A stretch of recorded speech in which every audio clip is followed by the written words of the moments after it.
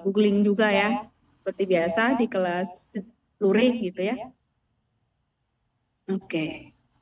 Nah, sedikit mengingat kalau materi genetik di prokariot itu ada dua, gitu ya. Jadi ada bakterial kromosom. Jadi kromosom bakteri ini itu adalah yang kalau kita bilang ini adalah genomnya si eh, organismenya gitu ya. Ini kromosomnya si bakteri dan dia bentuknya adalah sirkular.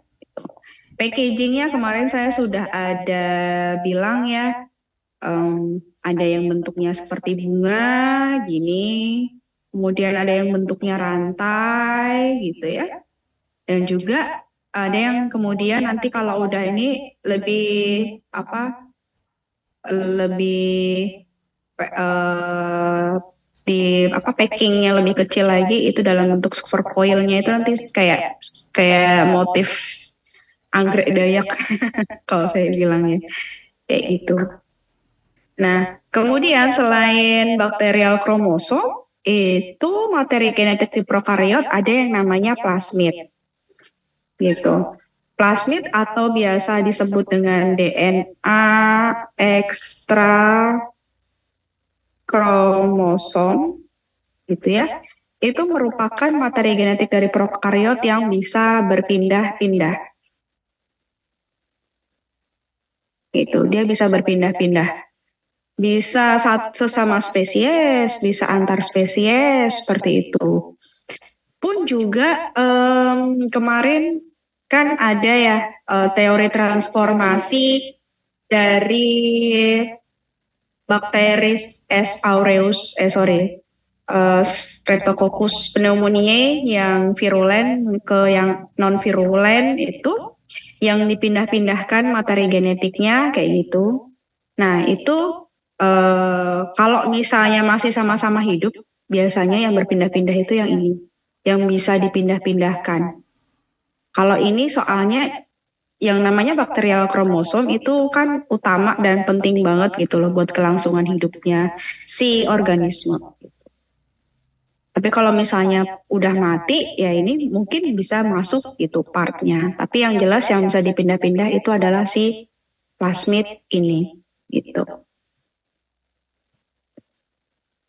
Oke.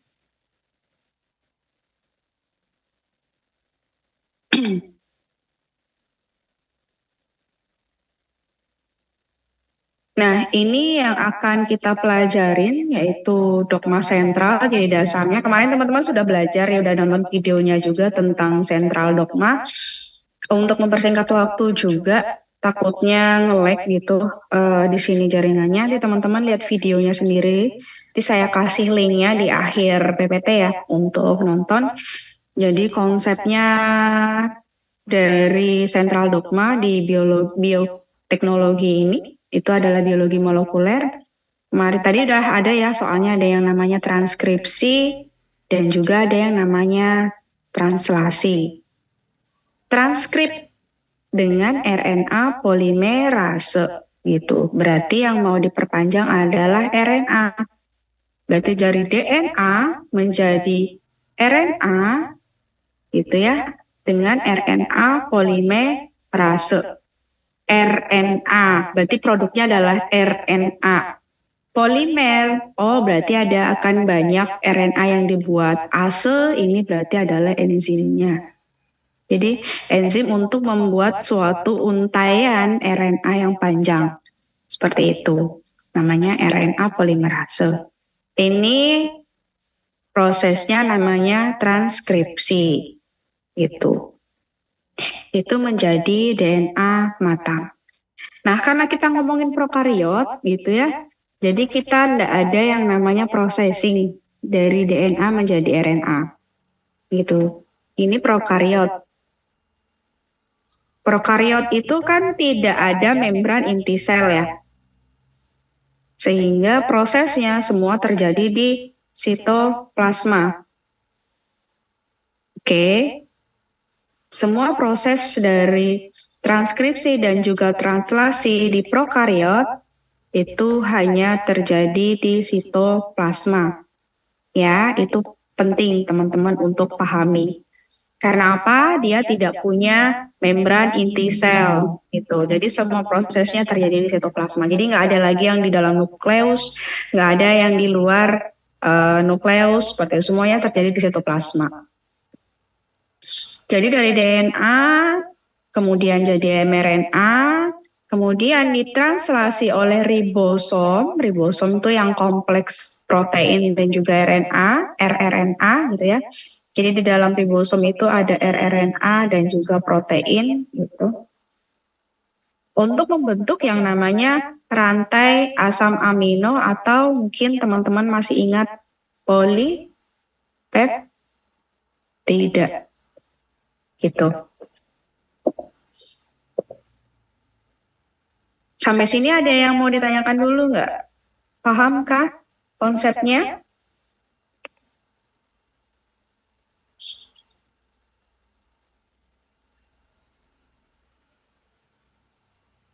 Paham ya? Oke. Bi,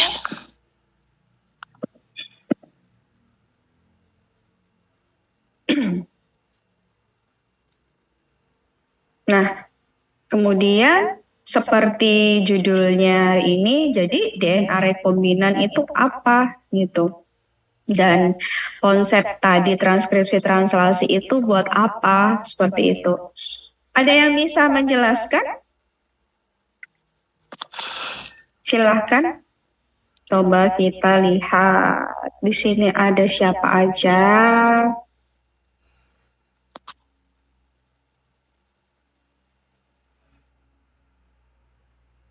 Ini tanggal berapa ya? Tanggal 2 September. Oh, di sini mana ada. 2 tambah 9, 7. Oke, kita urutin dari sini aja ya. kamu Absen mana? 7. 1, 2, 3, 4, 5, 6, 7. Katrian Dienta mana? Bi, Kok 2 tambah 9, 7, 2 tambah 9, 11. Ya udahlah, 9 kurangi 2. Apa? Katrian mana? Apa Katrian? DNA rekombinan itu apa? Teman-teman boleh sambil googling ya, bebas. Hasil kalian mencari tahu. DNA rekombinan itu adalah bentuk DNA buatan yang dibuat dengan menggabungkan atau merekombinasi dua atau lebih untaian benang DNA yang dalam keadaan normal tidak berpasangan atau terjadi bersama. Menggabungkan dua atau lebih DNA untaian benang DNA yang dalam keadaan normal tidak berpasangan atau terjadi bersama. Dalam keadaan normal tidak berpasangan nih gimana maksudnya? Berarti dia dari satu sumber yang sama atau enggak nih? Katrian kelas apa sih? Kelas C apa kelas D? Kelas C. Kelas C. Gimana menurutnya? Menurutmu?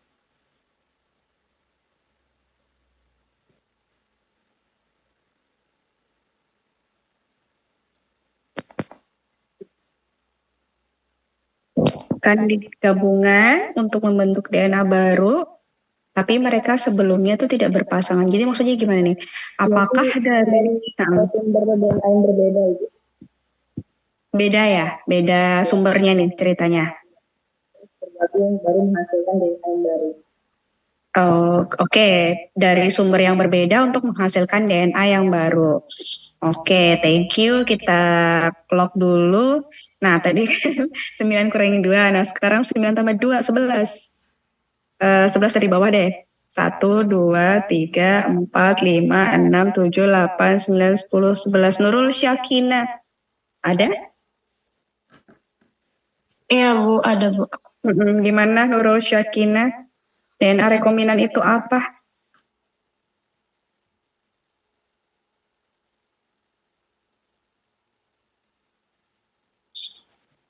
RDNA.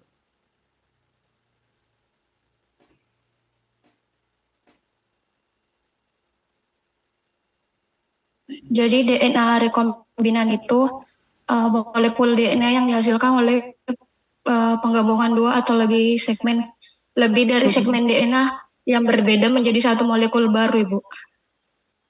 Oke, penggabungan dua atau lebih segmen DNA yang berbeda menjadi satu molekul DNA yang baru. Berbedanya ini masih dalam satu organisme juga nggak? Kan kalau tadi si Katrina tadi kan bilangnya, si Dinta tadi kan bilangnya beda gitu. Kalau hasil yang didapat Nurul Syakina beda apa sama?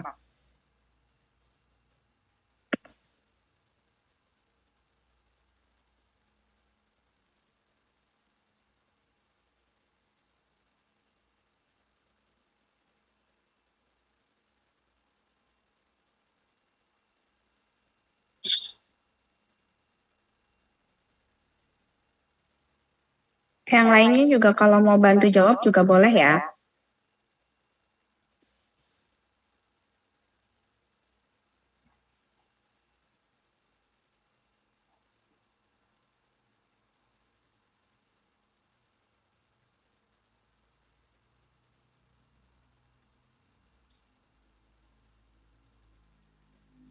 DNA rekombinasi. Ibu. Beda ya. Oke, thank you. Nah, terus saya tanya nih ke teman-teman. Antara DNA rekombinan dengan hybrid itu sama atau enggak? Coba teman-teman cari tahu DNA rekombinan sama hybrid itu sama atau enggak? DNA rekombinan versus hybrid. Nah, coba cari. Sama apa enggak sih?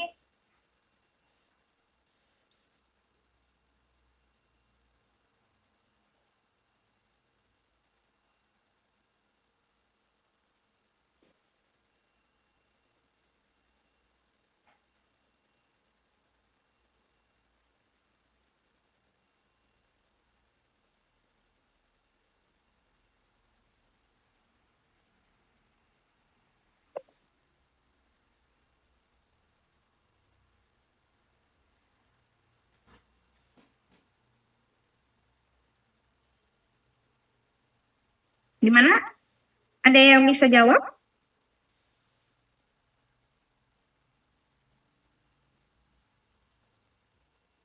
rekombinan. Tidak sama, Ibu. Tidak sama. Bedanya apa? Nah, Bedanya di level apa nih hybrid sama DNA rekombinan?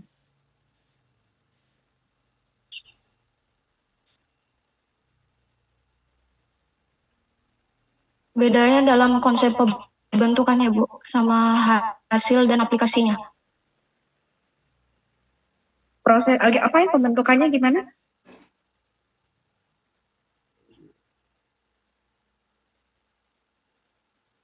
Boleh diulang, Nurul Syakina? Bedanya, Bu, pembentukannya, hasil dengan tadi saya dan aplikasinya. Aplikasinya, oke. Ada yang bisa ngasih contoh? Siapapun? Boleh. Langsung Ibu aja. izin menjawab. Silahkan. Kalau yang hybrid itu lebih ke kayak perkawinan dari dua spesies yang berbeda gitu, Bu. Kayak misalnya singa jantan dan harimau betina kayak gitu di hybrid kayak gitu. Kalau yang DNA itu lebih ke segmen DNA-nya aja yang sel-sel kecilnya. Oke, thank you ya Adelia. Ya, jadi secara level untuk penggabungannya, meskipun dua-duanya sama-sama menggabungkan ya dua sifat atau dua hal yang berbeda, tapi yang satu itu tuh levelnya tuh level organismenya. Jadi kayak oh ya udah langsung dikawinkan. Jadi kita tidak bisa memastikan oh saya ingin misalnya tadi DNA macan sama DNA apa ya tadi harimau ya singa sama harimau gitu ya. Kemudian saya pinginnya yang jadi singa belentong-belentong yang seperti apa kayak gitu. Nah itu kita nggak bisa memastikan. Tuh. Beda kalau misalnya dia level DNA rekombinan atau sampai yang level cloning, itu kita benar-benar bisa menentukan gen apa yang mau kita buat. Kayak gitu sih. Beda di level ininya. Itu ya. Oke, thank you. Kita lanjut lagi. Oke. Sudah terjawab. Untuk produk lah teman-teman udah pada tahu lah ya. Kemarin sudah disampaikan di awal perkuliahan yang pertemuan pertama dengan saya. Kalau di farmasi ya pasti jelas kayak antibodi rekombinan, kemudian protein terapeutik gitu ya. Untuk diagnostik vaksin itu yang teman-teman kemarin sering dengar gitu ya waktu COVID dan lain sebagainya. Nah, ini yang perlu teman-teman tahu, karena kita mempelajari prokariot seperti itu. Nah, urutan dari gen prokariot, kalau kita ngomong gen kan berarti satu kesatuan atau struktur yang akan menghasilkan suatu protein gitu. Nah, cuman uniknya memang kalau di prokariot itu biasa kita sebutnya dia sebagai polisistronic gitu. Nah, kenapa bisa seperti itu? Gitu. Jadi maksudnya apa? Gen prokariot yang polisistronic dari namanya aja poli gitu. Kalau kita sebelumnya mungkin sempat berpikir, oh berarti satu gen atau DNA fungsional itu hanya menghasilkan satu protein. Nah, ternyata di prokariot itu dia dalam satu urutan DNA fungsionalnya polisistronic atau biasa kita sebutnya ini urutan opron gitu ya.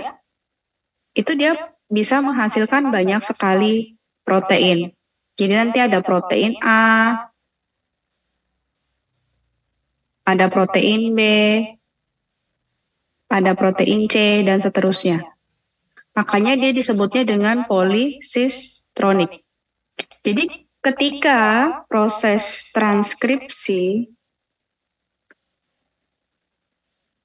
kemudian translasi, gitu ya, dilanjut jadi dari DNA, ini kan DNA-nya nih, ini organisasi gen ini kan DNA, ini level DNA nih ceritanya.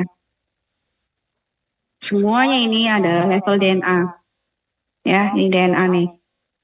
Nanti kalau misalnya ini ditranskripsi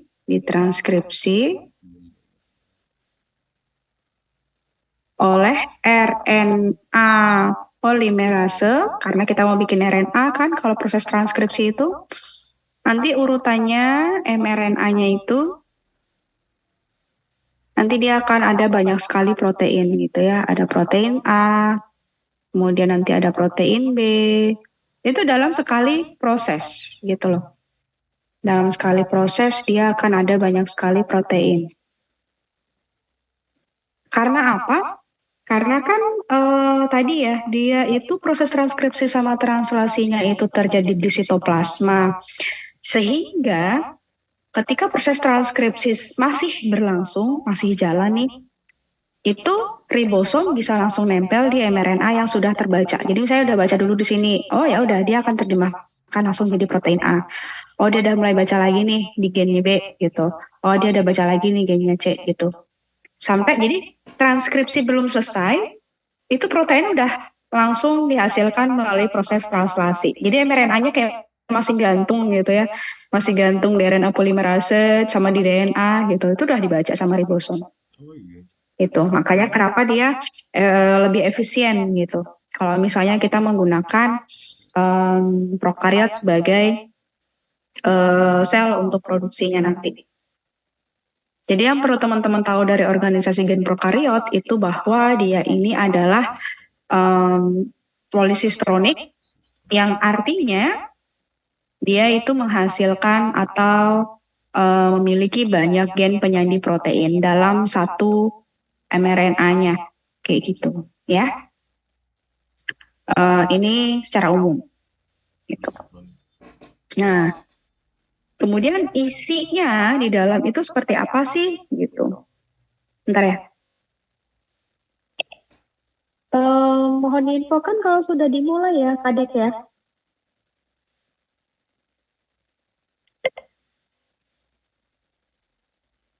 Nah, kemudian di transkripsi itu, Baik Ibu, nanti diinfokan. oh ya, bareng. Nah, di transkripsi sama translasi itu kan DNA ya yang diproses. Transkripsi itu DNA yang diproses gitu. Jadi ketika teman-teman melihat struktur yang seperti ini, jadi sebenarnya di sini di dalam ini ada urutan DNA. Ini contoh aja ya, ini contoh aja kayak misalnya ini C C C G A T kayak gitu. Ini contoh aja gitu. Nah, ini dibuat kotak-kotak warna yang berbeda itu untuk membagi areanya gitu, areanya atau bagian-bagiannya. Nah, jadi ini adalah suatu gen gitu ya. Ini gen itu seperti ini. Kalau yang tadi ini kan ini regulatornya ada jauh gitu ya, seolah-olah dia jauh gitu regulatornya sama si operon. Kalau operon ini yang dia akan nanti menghasilkan mRNA gitu ya. Ini untuk ditranskripsi. Nah, kalau regulator ini itu adalah yang nanti kayak sistem buka tutupnya atau oh oke, kita mulai transkripsi. Oh, stop dulu nih transkripsi kayak gitu. Itu adalah regulator gitu. Ya. Ini sama aja sih sebetulnya dengan daerah sini gitu. Ini cuma lebih dipersingkat aja. Jadi ada yang namanya area atas ini tuh maksudnya apa sih? Upstream atau hulu gitu ya. Itu adalah area sebelum sebelum terjadinya translasi. Apa ya kita bilangnya? Sebelum gen. Bukan sebelum gen ya. Ya udah sebelum ini deh kita bilangnya sebelum kerangka baca terbuka. Gitu. Upstream area adalah sebelum kerangka baca terbuka. Upstream atau hulu itu berarti sebelum. Kalau downstream berarti hilir itu sesudah. Jadi ada area sebelum kerangka baca terbuka. Ini yang nantinya menyandikan protein. Ada yang kan kalau karena ini polisistronik ya, nanti ada yang A, B, C, D gitu ya. Kemudian yang downstream atau hilir itu adalah bagian setelah gitu, urutan DNA yang nantinya menjadi protein. Nah, di dalam upstream atau daerah hulu itu ada yang namanya operator, ada yang namanya promotor, ada yang namanya inisiasi transkripsi. Itu. Apa sih Bu? Itu bingung deh gitu ya. Nah, ini saya coba jelaskan ulang.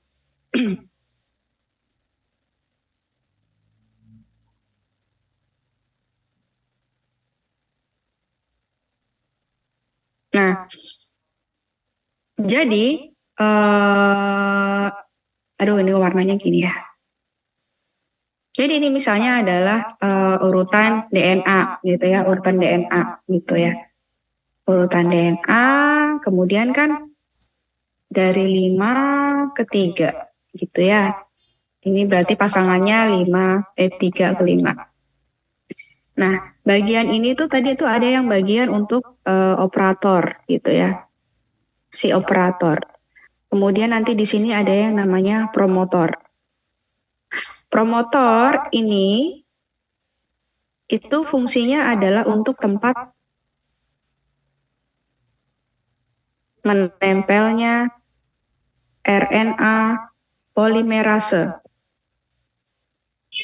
Jadi, dari operator bilang, ini waktunya untuk bikin protein ini yang urutan di sini nih, gitu.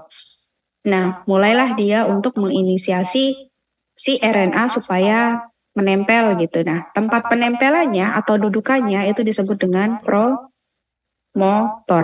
Jadi ada suatu urutan DNA yang dia itu untuk tempat menempel. Gitu. Di urutan DNA-nya ini Kalau di prokariot kita sebutnya dengan Prepnobox gitu. Prepnobox ini apa, Bu? Jadi kan tadi misalnya di sini ada si codon start gitu ya. Ini codon start. Terus di sini adalah codon stop gitu. Terus di sini ada mulai O+1 sebutannya. Nah, Prepnobox ini adalah suatu urutan DNA yang dia berada tadi kan di hulu atau di sebelumnya. Jadi kita bilangnya karena dia di sebelum DNA untuk menyandikan protein, itu biasanya kita minus berapa sih? Minus itu maksudnya mundur berapa gitu. Minus berapa atau berapa DNA sebelumnya kayak gitu. Jadi kayak mundur gitu loh, mundur sekian pasang basa gitu. Nah, Prepnobox ini ada di urutan minus 35 sampai dengan minus 10 seperti itu. Urutannya itu kalau saya tidak salah ingat itu adalah ini. Ada TAT. Ini nanti coba teman-teman cek lagi ya, cek di internet ya, atau cek di buku ya, gitu. Untuk si Prepnobox atau si promotornya dari prokariot, gitu. Proses transkripsi, nanti teman-teman cobalah cari video di YouTube gitu ya, proses transkripsi. Itu pasti ada proses yang namanya penempelan dulu nih, si RNA polimerase gitu ya, dia nempel, duduk gitu ya. Jadi dia nempel gitu ya, anggap aja ini RNA polimerase gitu ya. Nah, tapi di situ dia baru duduk aja gitu ya, dia baru duduk, belum memulai untuk proses transkripsi gitu. Nah, nanti ketika sudah duduk gitu ya, sudah duduk, baru tuh dia nanti sambil jalan. Dia nanti jalan gitu kan, jalan. Nah, nanti ketemu yang namanya +1. +1 atau inisiasi transkripsi. Jadi si RNA polimerase duduk di promotor, kemudian dia jalan, gitu ya. Ini belum ngapa-ngapain nih, dia belum nerjemahin, kayak dia baru jalan dulu. Nah, ketemulah si +1. Jadi nanti kalau di database itu ada +1 tuh urutannya apa, gitu ya, beda-beda soalnya. Nanti di situ, oke, baru diinisiasi transkripsi setelahnya, gitu ya. Nanti di sini barulah dia nanti bisa menerjemahkan DNA menjadi mRNA. Gitu. Barulah nanti ketika si ini RNA polimerase yang kuning ini gitu ya, itu dia nanti baru akan menerjemahkan mRNA. Gitu. Sampai akhir dia ketemu sama yang namanya terminator. Gitu.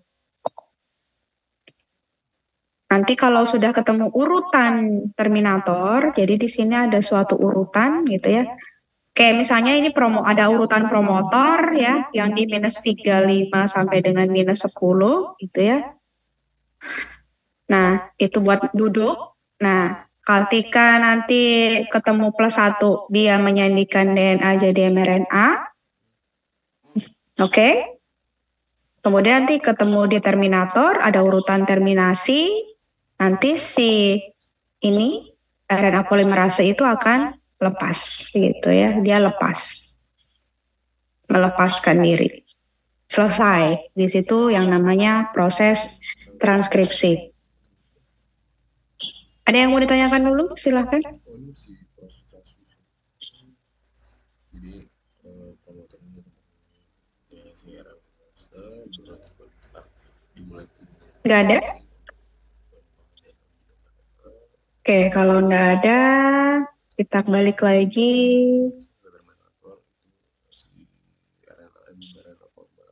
Ya, jadi ada beberapa komponen yang terdapat dalam proses transkripsi dan juga translasi gitu. Kalau yang transkripsi yang tadi sudah saya jelaskan ya, bahwa ada promotor, gitu ya. Kemudian ada inisiasi transkripsi atau +1 yang dimana dia mulai baca untuk mRNA, gitu ya. Kemudian dia mulai jalan sampai dia ke terminator. Itu adalah transkripsi, gitu. Ya. Nah, setelah transkripsi, setelah mRNA-nya jadi ini. Nah, di dalam mRNA itu ada urutan ini. Urutan RBS, urutan untuk codon start, sama urutan untuk codon stop. Ini sebetulnya ada di DNA-nya juga gitu kan, namanya juga diterjemahkan menjadi transkripsi gitu ya. Nah, di mRNA-nya itu tadi yang ada urutan RBS, kemudian nanti dia ada urutan codon start, ada nanti yang namanya urutan codon stop gitu. Nah, mRNA ini kan dia ada urutan RBS atau ribosom binding site gitu. Jadi ada sisi pengikatan ribosom gitu. Jadi nanti kalau teman-teman ingat buka lagi video yang sebelumnya, yang kemarin, yang minggu lalu, itu ada sisi untuk ribosom menempel di mRNA. Namanya adalah RBS. Jadi kalau belum ketemu urutan RBS, itu si ribosom nggak akan nempel. Ya, kan yang pertama kali nempel, nanti kalau teman lihat di video itu ada si yang unit kecil dulu nempel di RBS gitu ya. Nah, kalau di prokariot namanya itu adalah Shine-Dalgarno, urutan Shine-Dalgarno gitu. Nempel dulu, jadi sama kayak transkripsi, RNA-nya nempel dulu atau duduk dulu ya, belum baca ya. Nempel dulu di RBS, habis itu nanti dia jalan. Jadi dia pasti akan menemukan urutan mRNA ya, banyak gitu. Sampai nanti dia ketemu codon start A, U, G. Ya, ini metionin. Gitu. Jadi RBS itu tidak akan menyandikan protein kalau belum ketemu si AUG. Kayak gitu. Ya. Jadi dia hanya jalan aja. Kalau dia mau di sini ada C, C, G, A, T, nggak ada T ya kalau di mRNA. C, C, G, A, U, C gitu. Ini nggak akan diterjemahin jadi protein. Ini nggak akan diterjemahin jadi protein. Pokoknya dia harus ketemu dulu urutan sampai dia nemu urutan A, U, G. Oke, baru di sini dia akan membawa asam amino metionin untuk memulai, nanti baru dia baca lagi ada asam amino apa gitu ya. Sampai dengan dia di codon stop gitu ya, ada 3 gitu ya. Baru nanti dia akan berhenti untuk menyandikan asam aminonya gitu. Sehingga komponen dari translasi itu adalah RBS, kemudian codon start sama codon stop. Beda ya sama yang transkripsi. Kalau transkripsi itu berarti promotor, inisiasi, kemudian terminator gitu. Nah, elemen cis trans ini adalah nanti teman-teman bisa baca sendiri ya elemen cis trans ini gitu.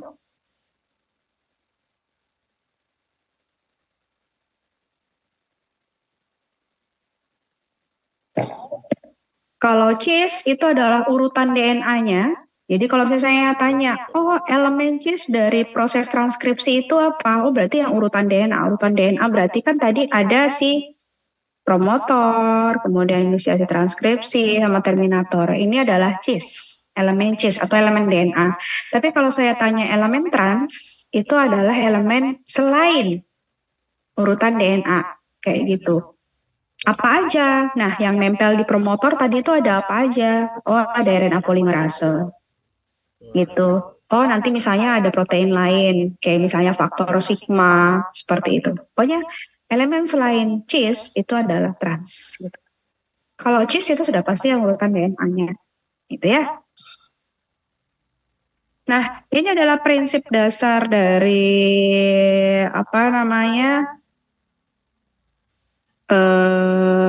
teknologi DNA rekombinan yang ditemukan oleh Stanley Cohen dan juga Herbert Boyer gitu ya tahun 1972. Tadi seperti yang sudah disampaikan oleh teman kalian gitu ya. Rekombinan itu adalah mengkombinasikan dua gen yang berbeda untuk menghasilkan DNA yang baru gitu. Nah, tahapannya ada 5 gitu ya. Ada persiapan DNA-nya, kita nyiapin apa yang mau disisipkan, ini adalah apa yang mau digabungkan, ini adalah kurirnya gitu ya. Ini adalah paketnya lah kita bilangnya. Paket atau DNA target. Gitu. Nah, setelah itu, nah bagaimana cara untuk mengkombinasikan keduanya? Seperti yang teman-teman tahu, kalau misalnya si plasmid itu kan dia sirkuler ya, sirkuler gitu. Aduh, ya pokoknya sirkuler gitu. Nah, cara untuk memasukkan sesuatu ke dalam sini, gitu ya, kita mau masukin sesuatu ke dalam sini, nambahin, itu kan dia berarti harus dipotong, gitu. Proses pemotongan dan penyambungannya itu disebut dengan proses restriksi dan juga ligasi. Gitu. Habis itu nanti, nah itu kan sudah terbentuk DNA rekombinannya. Kita mau produksi kan ceritanya. Kalau kita mau produksi mau memperbanyak gitu, berarti kan kita butuh pabriknya. Pabriknya dari mana? Pabriknya itu adalah sel inang gitu ya. Nah, karena kita materinya tentang prokariot, berarti kita bicara tentang sel inang yang prokariot aja. Seperti itu. Habis itu, kita paksa masuk tuh DNA rekombinannya ke dalam sel prokariotnya gitu ya, supaya dia nambah banyak ya, multiplication gitu ya, supaya dia bermultiplikasi. Tuh. Kan juga selain itu dia juga multiplikasi DNA dan juga multiplikasi sel gitu kan. Dia nambah tumbuh gitu. Nah, kita mau ngambil untuk proses produksi itu harus diseleksi dulu gitu ya. Namanya dengan seleksi transforman gitu ya. Seleksi transforman itu adalah menseleksi apakah DNA itu yang DNA rekombinan kamu itu masuk gitu ya. Masuk gitu ya ke dalam sel inang. Itu adalah seleksi transformasi. Nah, sedangkan kalau deteksi DNA sisipan itu adalah kalian mendeteksi gitu apakah fragmen ini beneran menyisip ke dalam. Seperti itu. Ya. Jadi tahapannya ada nyiapin nih apa yang mau direkombinasi gitu, apa yang mau kita produksi DNA targetnya dan yang ngebawa siapa nih nanti kayak gitu. Kemudian habis itu cara masukinnya supaya dia bisa masuk gitu ya ke kurirnya tadi itu pakai proses yang namanya restriksi dan ligasi. Nah, terus untuk memproduksinya berarti kita butuh sel inang. Nama prosesnya adalah transformasi, jadi supaya bisa masuk gitu ya, masuk ke dalam sel gitu. Kemudian kita seleksi dia, seleksi itu beneran udah masuk belum nih gitu ya ke dalam si sel inangnya. Dan yang terakhir kita pastikan, oh ini nyisip nggak nih gitu ya, nyisip nggak gitu. Ini ada nggak gitu. Atau dia hanya ini aja gitu. Memastikan ini atau ini yang ada di dalam sel inang itu untuk deteksi DNA sisipan. kayak gitu. Nah, untuk persiapannya gitu ya, DNA sisipan atau DNA target itu macam-macam sumbernya gitu ya. Sumbernya ada yang dari pustaka DNA gitu ya. Jadi kita punya genom, misalnya genom manusia, tapi kita ambil yang sudah eksonnya saja gitu ya. Genom manusia kita masukin ke dalam sel-sel bakteri gitu ya nanti. Nah, jadi kalau misalnya A, B, C, D dan seterusnya. Jadi kalau kita misalnya mau ngambil, kita punya DNA target untuk faktor pembekuan darah, dia ada di C gitu. Ya udah kita tinggal ambil aja, tinggal kita perbanyak urutannya.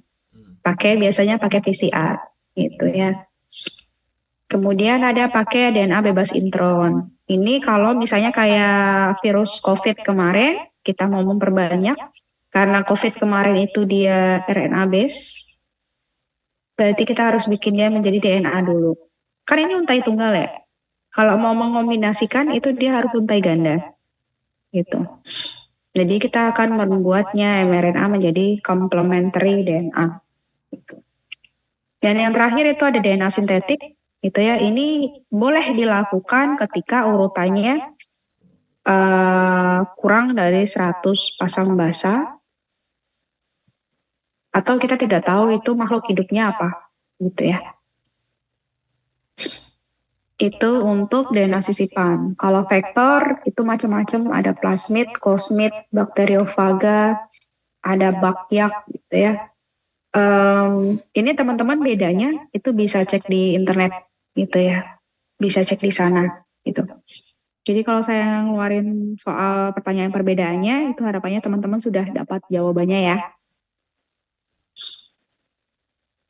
Nah, ini tadi contohnya gitu ya, untuk yang sisipan. Kemudian ini untuk yang vektor atau si kurirnya. Kalau tadi jenisnya, bukan tipenya ya. Kalau yang ini ada pembagian vektor berdasarkan tujuannya.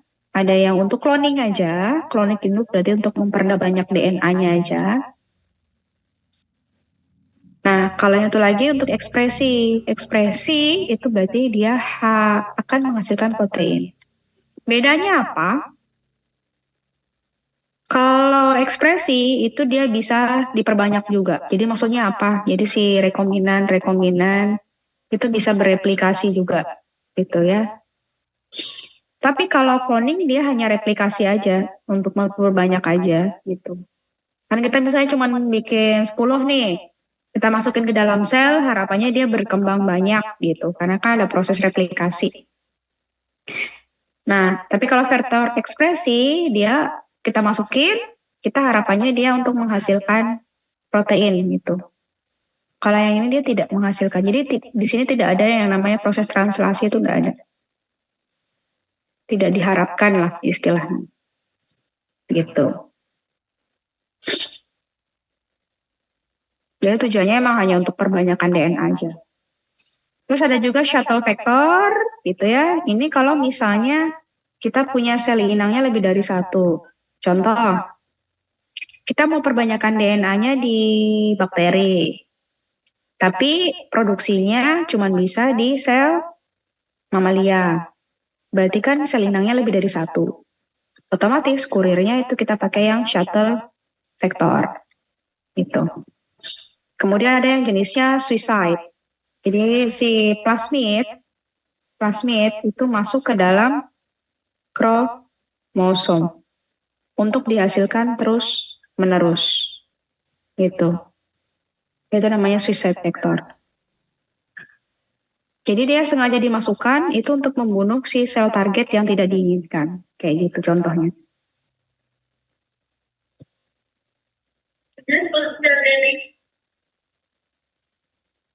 Kemudian,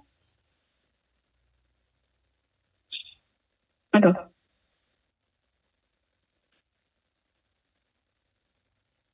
Ini contohnya gitu ya, teman-teman nanti bisa cek ada plasmid apa aja, ada bakteriofag apa aja, kemudian ada yeast apa aja gitu ya. Dan biasanya PPPP ini artinya adalah plasmid gitu ya. Kalau lambda gini berarti dia yang tadi yang untuk bakteriofag gitu ya. Y ini berarti yang yak tadi ya, yang yeast vektor gitu.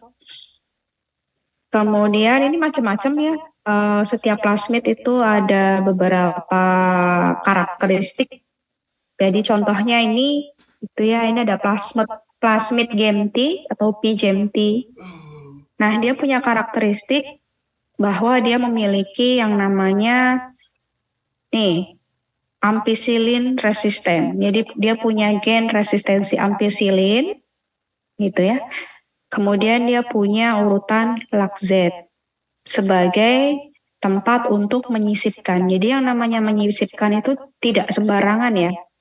Ada sisi penyisipan yang disebut dengan MCS atau multiple cloning site gitu ya. Jadi menyisipkan si DNA target kita itu nggak sembarangan di dalam plasmid ya.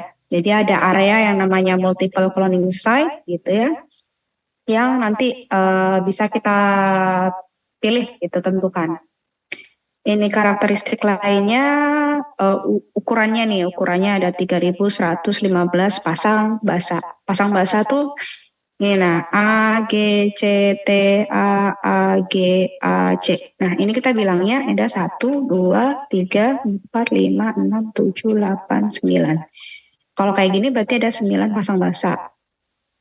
Ya, kalau 3115 berarti urutannya adalah 3115 pasang basa. Gitu. Bobot molekulnya. Untuk DNA, bobot molekulnya itu kita bilangnya pakai pasang basa. Bahasa Inggrisnya adalah base pair. Gitu. Oke, ini adalah contoh dari peta suatu plasmid gitu. Kemudian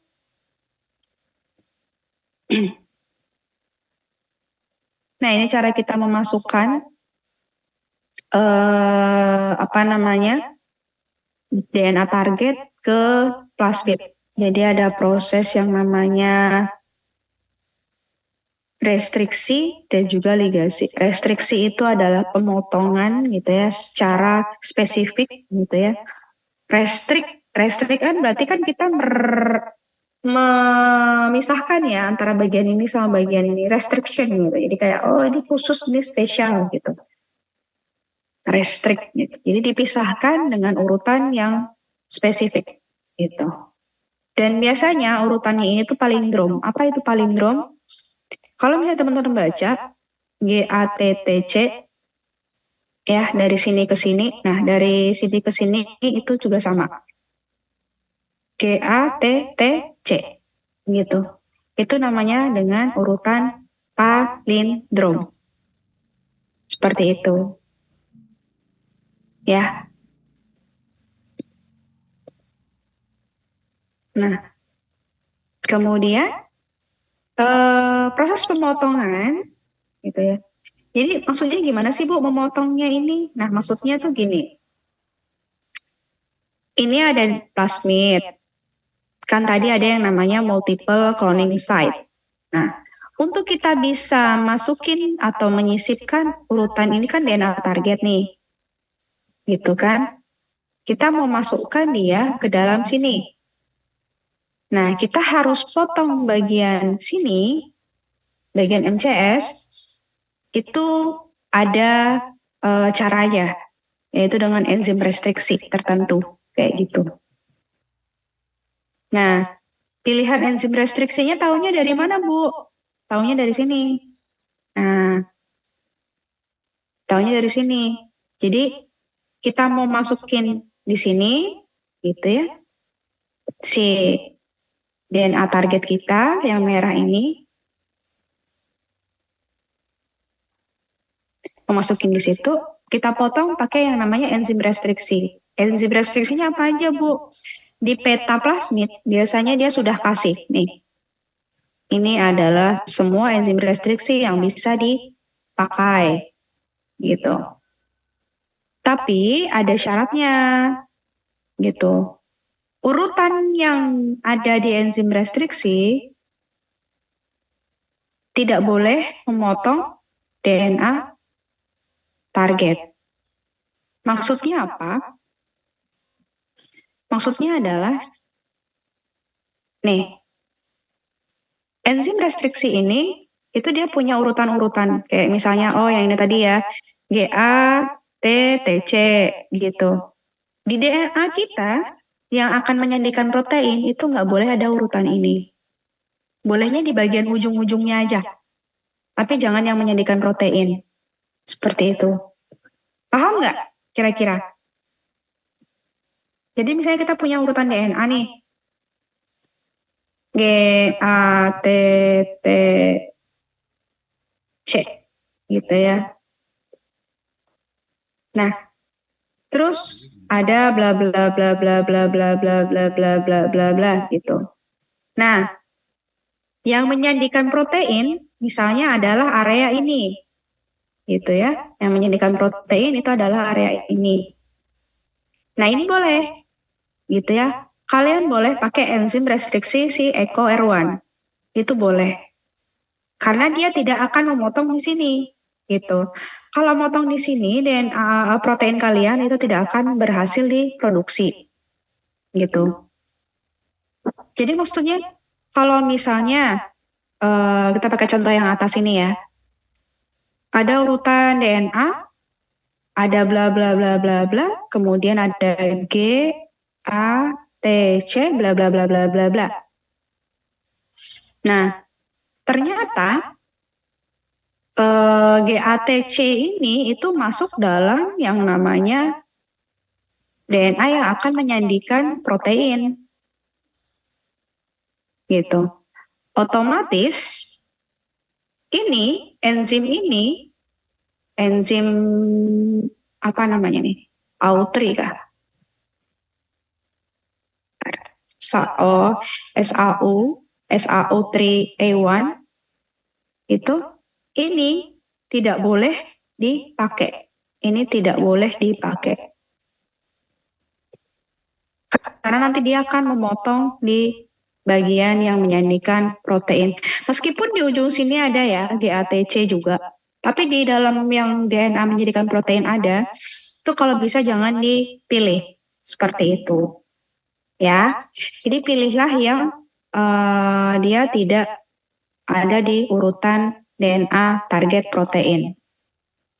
Gitu. Ujungnya ada yang ujung tumpul, ada yang ujung lancip gitu ya. Jadi nanti kalian akan memperoleh seperti ini. Oh ini misalnya udah kepotong nih, tut gitu kan.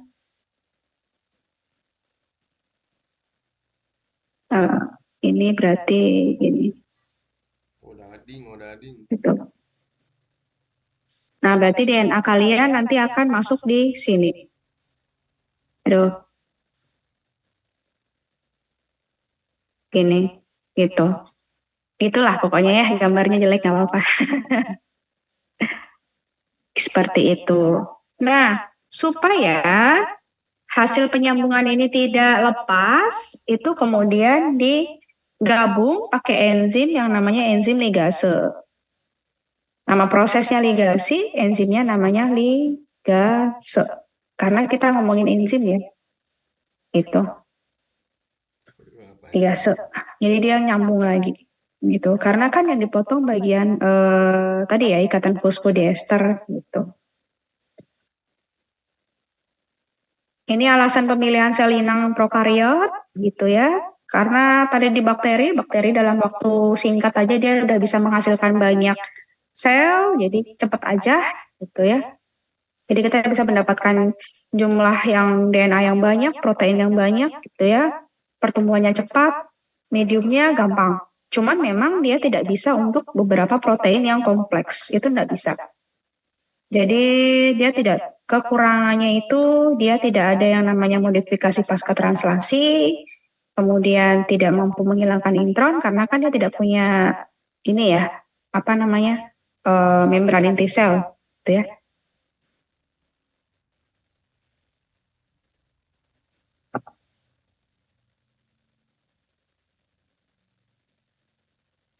Oke.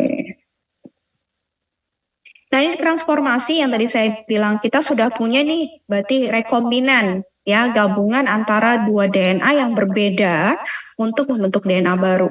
Itu kan sudah terbentuk ya DNA rekombinannya.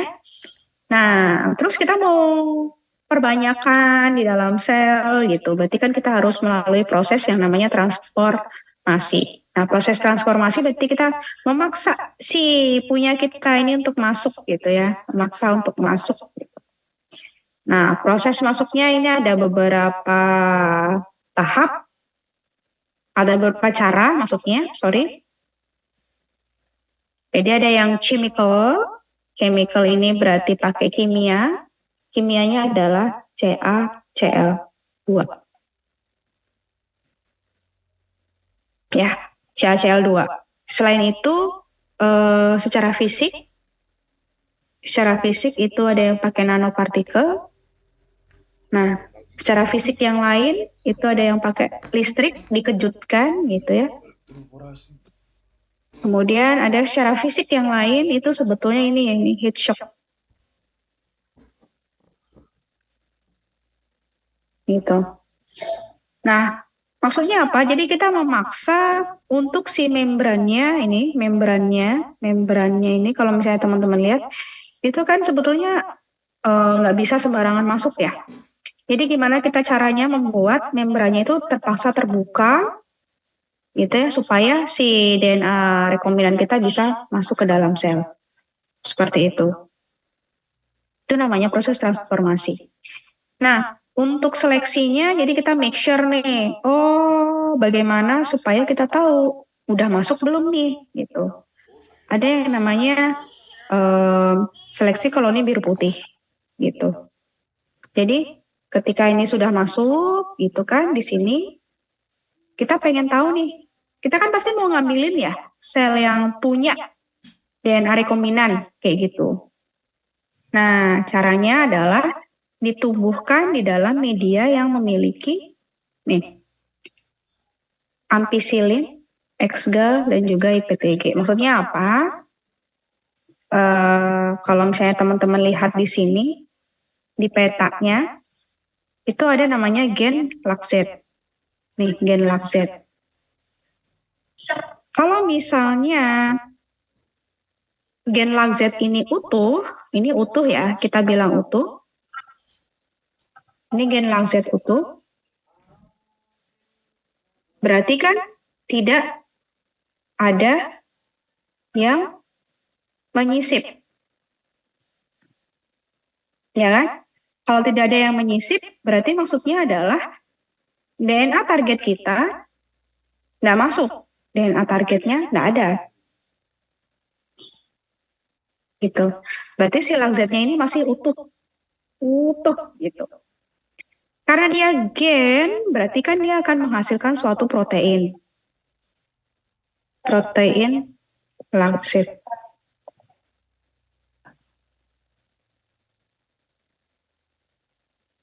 Ya, protein LAC-Z. Jadi kalau misalnya si LAC-Z-nya utuh, itu tandanya si DNA target tuh nggak nyisip.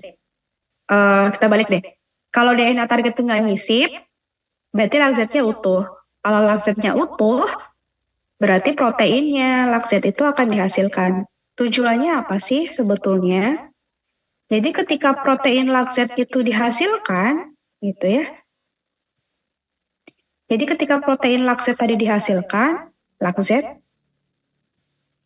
protein ya. Kalau protein kita nulisnya gede. Nah, ketika protein LAC-Z ini dihasilkan, dia itu bisa mencerna yang namanya X-gal. Nih.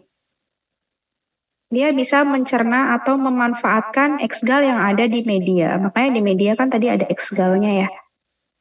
Jadi di media untuk transseleksi ini ada X-galnya. Nah, kalau bisa mencerna itu, otomatis koloninya itu warnanya akan putih. Sorry, biru. Maaf. Kalau misalnya laksetnya utuh, terbentuk, dia ada X-galnya, ini makanya koloninya warnanya biru. Yang ini, gitu ya. Ya, tadi kalau misalnya DNA nggak nyisip,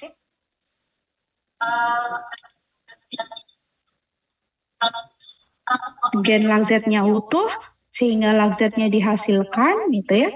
Laksetnya bisa mengkonsumsi X-gal di media, sehingga koloninya warnanya jadi biru. Seperti itu. Itu artinya, kalau yang koloni biru ini berarti plasmidnya masuk. Tapi DNA-nya kita ini tidak menyisip, tidak berhasil untuk menyisip. Itu. Lalu kalau yang berhasil menyisip gimana? Kalau yang berhasil menyisip itu berarti si plasmid tadi, kalau misalnya berhasil menyisip, berarti kan laksetnya tidak utuh, putus kan, putus. Berarti kan dia tidak bisa menghasilkan protein lakset ya, ini tidak berhasil gitu ya, tidak berhasil dihasilkan. Otomatis kalau kayak gini kan si X-galnya itu juga tidak bisa dikonsumsi, tidak bisa dipakai. Kalau nggak bisa dipakai, otomatis kan tidak ada perubahan warna koloni. Jadi yang putih ini artinya adalah DNA rekombinan kalian itu berhasil tersisipkan gitu. Ya, gimana, paham nggak sampai sini? Ada yang mau ditanyakan dulu nggak? Silahkan.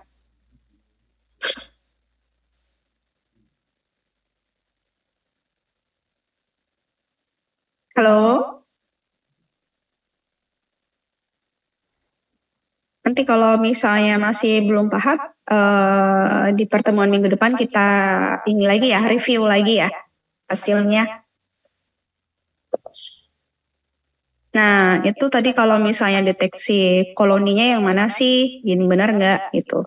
Jadi logikanya kalau misalnya tadi kan ada 3.000, saya lupa, 3.195 pasang basa ya kalau nggak salah. Terus misalnya DNA sisipan kita itu adalah 100 pasang basa. Otomatis total ukurannya adalah 3.295 pasang basa. Berarti lebih berat. Gitu ya. Ini lebih berat. Ini kalau misalnya dia sendirian.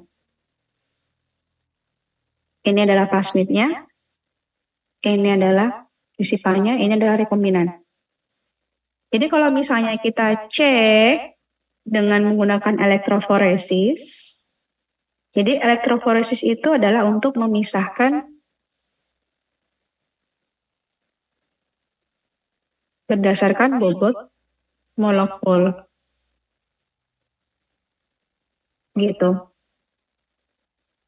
Nah, misalkan berdasarkan bobot molekul. Logikanya, semakin dia berat, itu semakin sulit ya untuk lari bahasanya. Jadi kayak orang kalau misalnya, anggap aja ini sama-sama bukan olahragawan ya. Kalau dia bobotnya lebih berat, itu kan berarti larinya akan lebih lambat.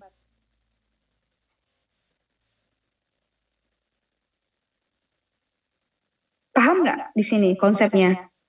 Jadi kalau misalnya dia ringan, otomatis kan orang lari juga lebih cepat kan, gitu. Ngedorongnya juga lebih cepat kan, gitu.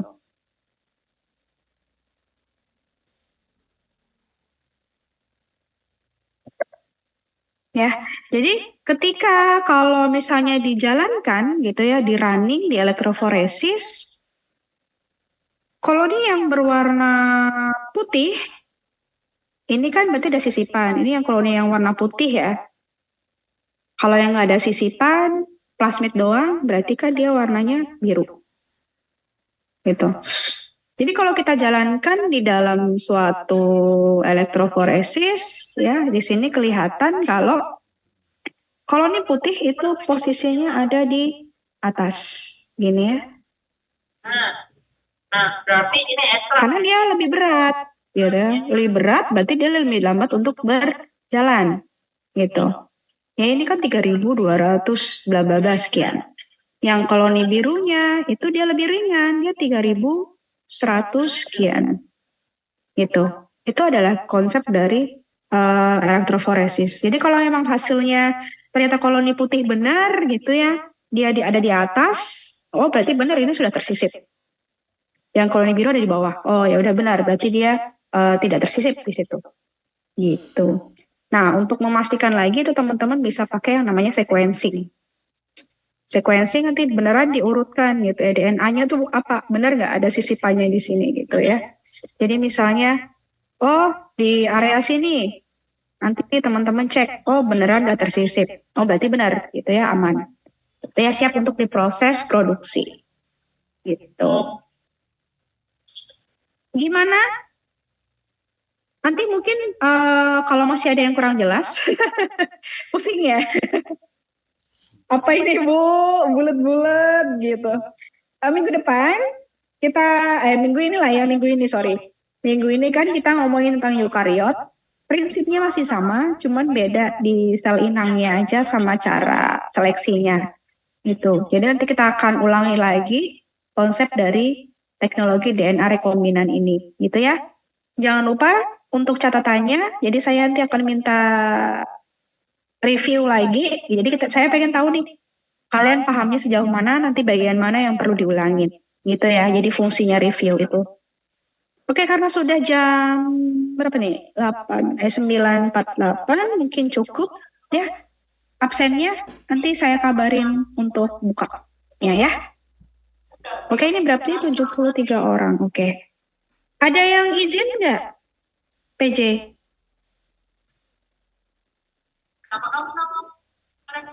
Halo PJ? Rani, gimana Ran? Ada yang izin nggak Ran kelasmu? Kelas D sih Bu, nggak ada ya Bu, soalnya nggak ada yang ngechat saya Bu. Oh, dicek aja ya teman-temannya yang mungkin nggak hadir gitu. Jadi nanti pas absensi kan saya bisa tahu jumlahnya benar apa enggak. Oh. Yang kelas C, PJ-nya ada yang izin nggak? Nggak ada sih Bu. Oke, aman ya Indri ya. Iya Bu. Oke, nanti dicek juga jumlahnya. Oke, mungkin itu aja PPT-nya akan saya share hari ini, insya Allah. Sampai jumpa di hari Jumat, Kamis ya, Kamis Jumat ya. Oke, see you. Terima kasih yang sudah hadir. Terima kasih Bu. Assalamualaikum warahmatullahi wabarakatuh. Waalaikumsalam warahmatullahi wabarakatuh.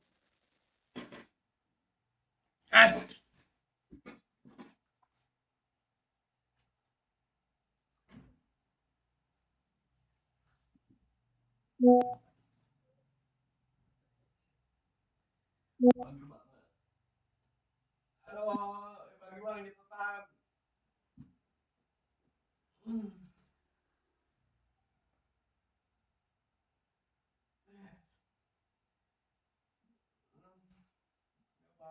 Kenapa susah banget ini? Jumat offline, tapi pasarannya online. Kita datang pokoknya jam 2 ya guys. Oke? Kita nongkrong dia aja di kelas aja.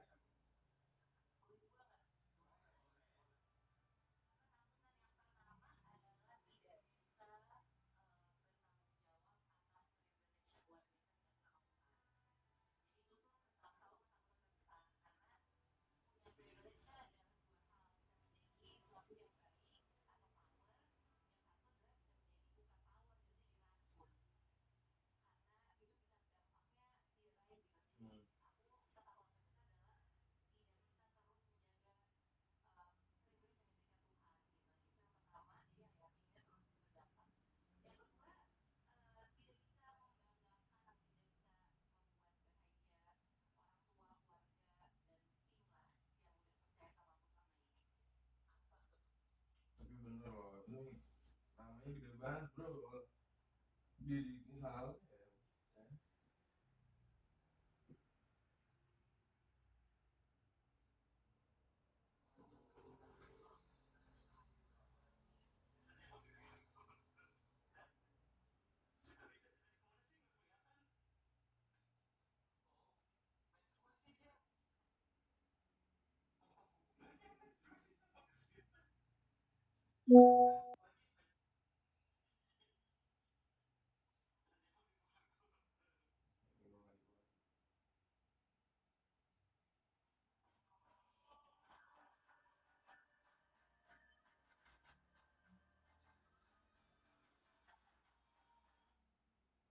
Biasa orang tua agak bro.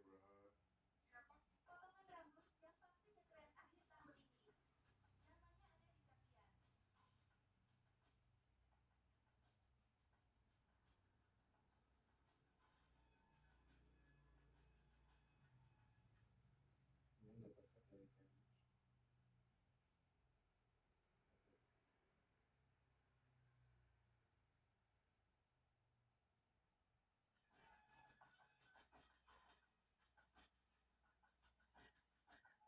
Gimana?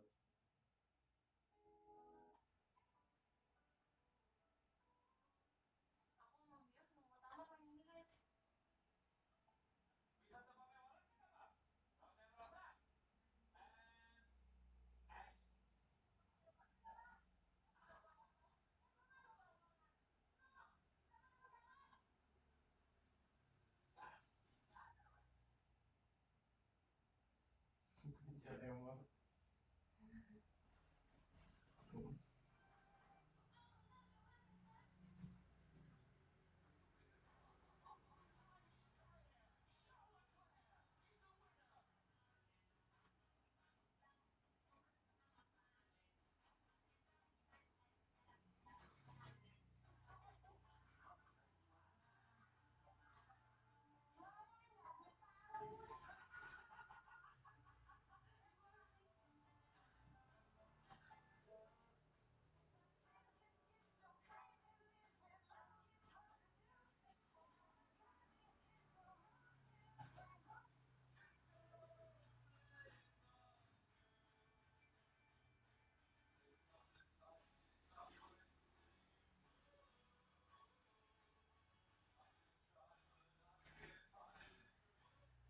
Bang, jadi gini bang, kepala anda itu emang bagus.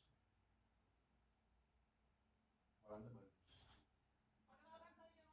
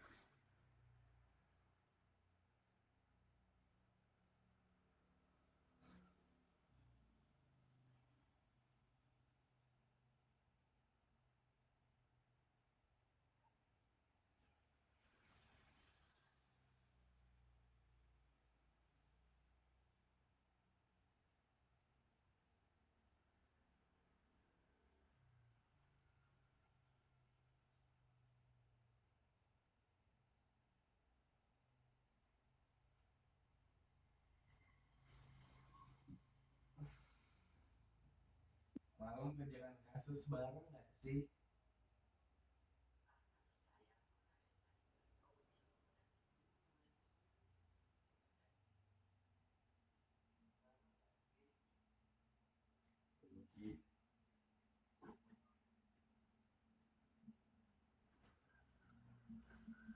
Walaupun orang itu bisa berubah lagi, aku mau berubah jadi lagi, tolong bantuannya ya teman-teman.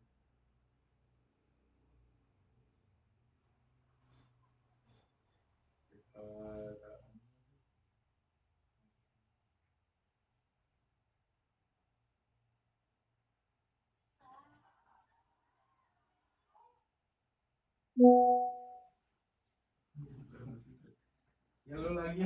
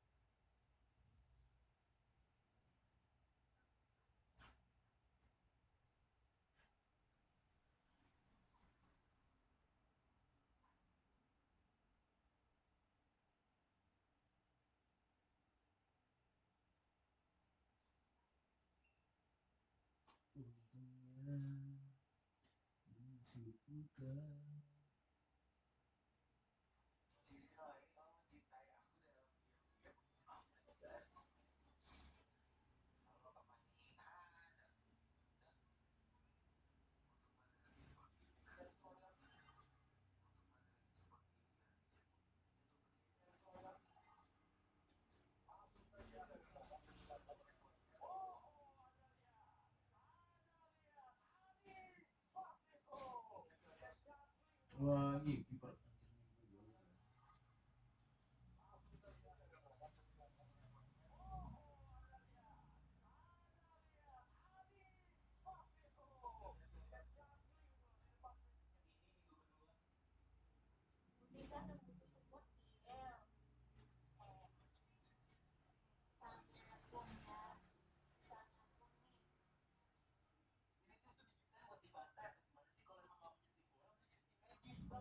mantap.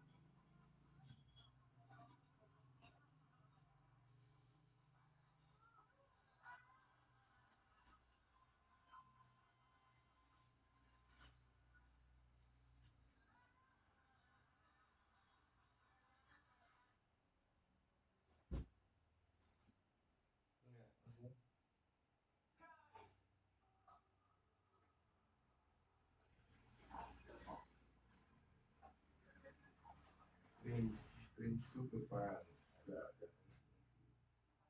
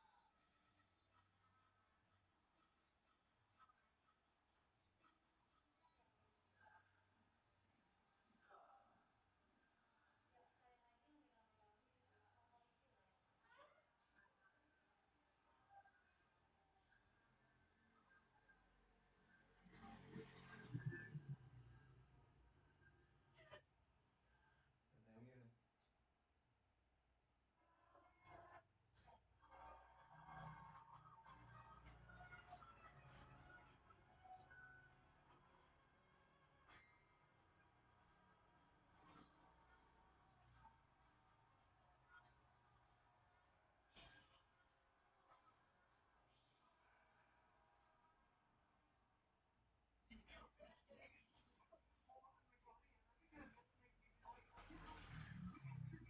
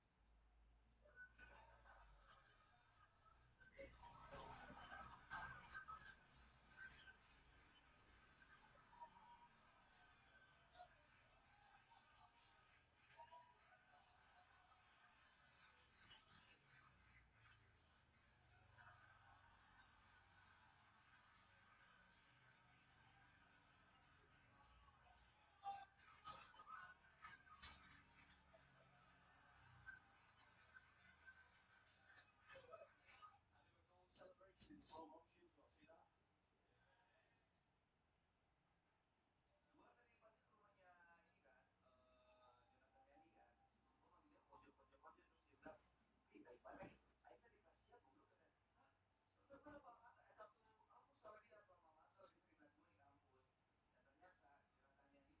kalau emang bukan orang yang cocok.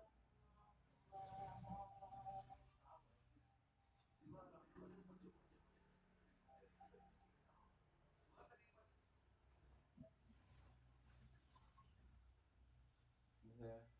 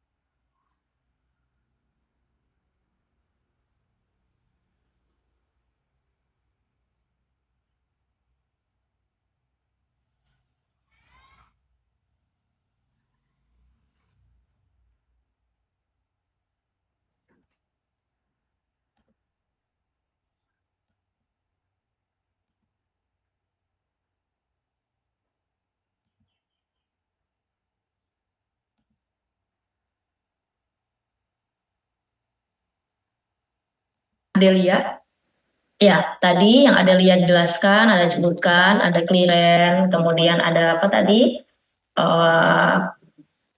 tes tengah, kemudian ada, nah itu adalah merupakan parameter, ya. Nanti parameter kita akan jelaskan di sini sama-sama dan model kompartemen itu.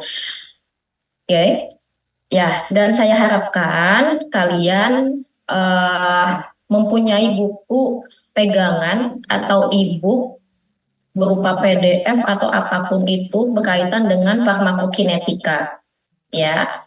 Kalau misalnya tidak bisa atau tidak ada di Google untuk mendownload secara gratis, saya bisa kasih saran kalian download di Pusnas, di handphone kalian, gitu ya, di device kalian, di handphone kah, di